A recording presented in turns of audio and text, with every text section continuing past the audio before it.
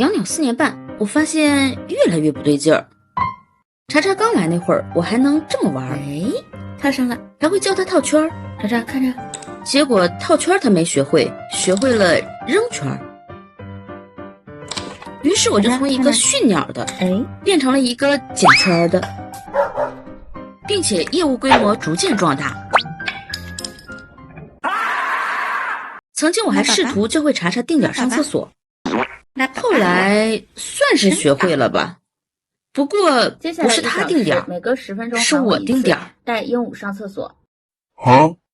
去年我还教查查按铃，最开始是按铃给吃的，后来就是按铃我就夸，真棒。